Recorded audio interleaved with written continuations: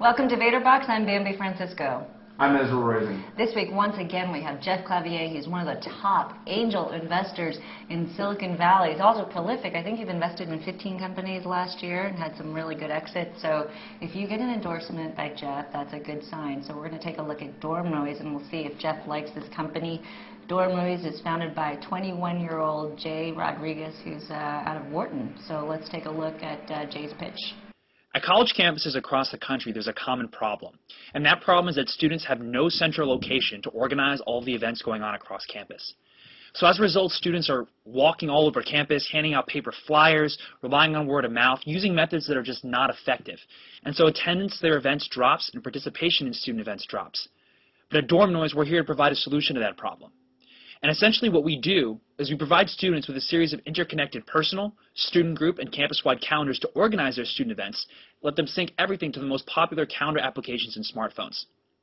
So to break that down for you, we essentially go to a college campus and we build them a login page exclusive to them, customized with their school logos and everything. And then what we do is we provide every single student on campus with their own personal calendar, every student organization on campus with their own student group calendar, and all students with a shared campus calendar. And essentially, these three levels of calendars all communicate with one another, and students are able to organize their entire college lives. So specifically, student organizations are able to upload all of their events to their student group calendars. Now, students that are in those groups will be notified via email, and then have the ability to add those events to their personal Dorm Noise calendars. To take it one step further, the leaders of student organizations and other college administrators can upload all events that are going to be open to all students on campus, not just the members of the student organizations, to the overall campus calendar. Students can then view this calendar and add those events that interest them to their own personal Dorm Noise calendar.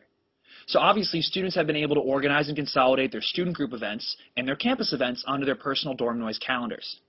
To take it one step further, though, students have the ability to create reminder events, which are events that allow them to upload their course schedules and their assignment due dates. And they can also create personal events, which are events with other classmates, like study groups or lunches or any other kind of get-together that are added to their personal Dorm Noise calendars. The cherry on the sundae, though, is a feature we call Dorm Noise Sync, which allows students to sync everything on their Dorm Noise personal calendars to Microsoft Outlook, Apple iCal, Google Calendar, Windows Calendar, any other calendar application that exists, their BlackBerry, their iPhone, or their Google phone. So students can take all of their college lives with them on the go with their cell phones or integrate it into any other calendar application that they use. To finish up, we have a fantastic product that has tremendous benefits for colleges and universities and is quickly gaining ground in the higher education community.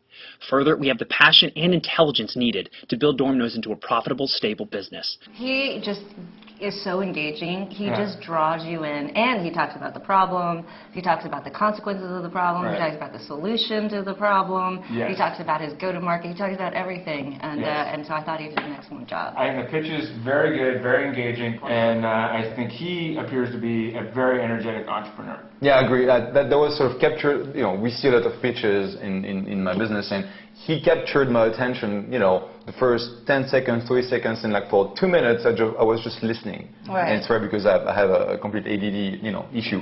And I'm not sure whether the business is something which I would sort of invest into. I have a few questions, but the pitch as an example of good pitch, I would recommend to look at that. But as a good pitch, exactly. But part of the investing for you, especially as an angel investor, you'd invest in the person, right? So part of it is just looking at his passion and just his dedication, which seems to come out. Yes, absolutely. And I think clarity was very clear. Clarity. I think two things. One, the person, and then the market. Is he going after a market that is effective? And is there an opportunity there where you can really point that guy at the market and say he's going to figure out how to be successful? And I guess I have some questions about this market. And the product too. So all right, well what about the novelty? I think the novelty it's one of those sort of clever and interesting but not groundbreaking. I think that there are companies doing calendaring, there are companies going after the education market. I would definitely look at affinity circles. Which is a company that's a few years old that's been doing sort of social networking and calendaring for academic institutions largely. Cal uses them and a bunch of other schools use them. So I think there's people who have been nibbling at this. It doesn't mean that there isn't a huge opportunity. No one's, I'm sure, solved perfectly the calendaring and scheduling and event promotion on campus problem. But you're going to need to probably wade your way into that market and show that you can do something pretty compelling at a school and then maybe grow out, which is an overcomable challenge. That's sort of what we call derivative businesses, where you have someone who comes and says, we are the Facebook of calendaring for students. Right. And you go, oh, Facebook of something. And very often they will say, well, we can take this sliver of feature and then do a Facebook on it, and then we're a big company. And the answer is no, you're not. And that's sort of the issue I have for Jay, which is, this is interesting, maybe the product is actually pretty cool, and maybe there's a way for him to build a pretty nice, what we call lifestyle business, right? Where he can make nice money and so on and so forth. But do we see venture scale? Do we see this going to $10, $20 million in revenue? Tricky. It's tricky. So the first thing. The second thing is where, as you said, from a revenue standpoint, how do you build this revenue model? He talked about campus tech. Who pays? Do the campuses pay? If the campuses are $2 per student, the colleges pay $2 per student annually. So but the college pays.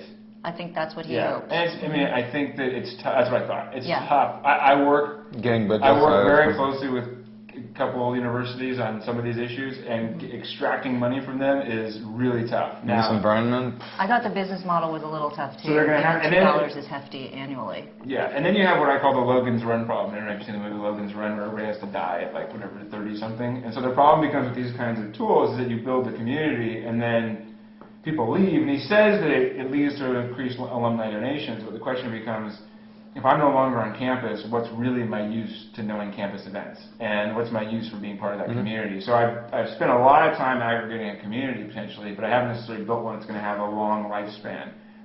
So I think you got to think about not just the application, but what's the life of that consumer, and where do they go after they graduate, and how do you keep that? And maybe he has an answer to that, but I think it's tricky to keep it so engaged. If he can't do a subscription, because that sounds like that's going to be pretty tough, extracting money from the colleges, what is a good business model for him? So the way some people have tried to go at the problem is, okay, let's figure out how we can provide some utility to the campuses and to the students, and then aggregate the community, the student, the professors, and so on and so forth, and then pipe lead gen opportunities, credit cards, restaurants, coupons, and so on and so forth, that basically get other people to pay for the opportunity to serve that sort of captive community. And once again, it can be interesting if it's deployed at a certain scale, and that's sort of the issue, because knocking 5,000 whatever schools is just and it's all about around events. So I mean, if it's calendaring, it's around events. So he could theoretically get these events. Affinity marketing and all that kind of stuff. I would say also though,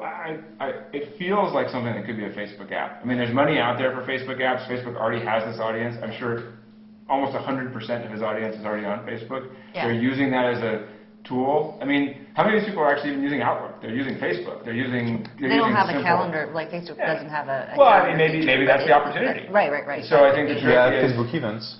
Why don't you go and build a community that's where the people are versus I'm very nervous if anybody's going to aggregate a new audience that's parallel to that environment. And getting the universities to sign up, or getting the students to sign up to just yet another. Yeah, getting the universities to buy in. I think it's better. Groundswell, don't involve the universities. It's like mobile business plans that involve the carrier. It's like, you got to now have this whole other hurdle in there. Groundswell, get the consumers to use the product, bring in the events, and then build up a model that way. Last piece of advice to Jay, and I guess this is tough for me to ask you, would you invest? Because it sounds like this is something that's not a venture business for you. So no, I think I don't see this as a venture scale business, and so I think and it's okay sometimes to build a lifestyle business that will generate nice cash flows for him. Maybe there will be a couple of angel investors to back him. They might have a nice outcome. It's fine. Not everyone has to build a $100 million business.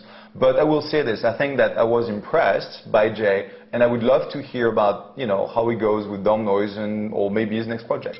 Yeah. Well, that's great. Can't ask for more than that. No, I think that sounds great. And I would say, look at some other. Facebook obviously is sort of the preeminent example of college business that extends and becomes a global business. Another one right now is Chegg, which is a massively successful company in the textbook swapping end of things. So there are opportunities in that petri dish of universities that are big. So the question is, how can you tap into those and build something that's pretty effective? But those were big ideas, right?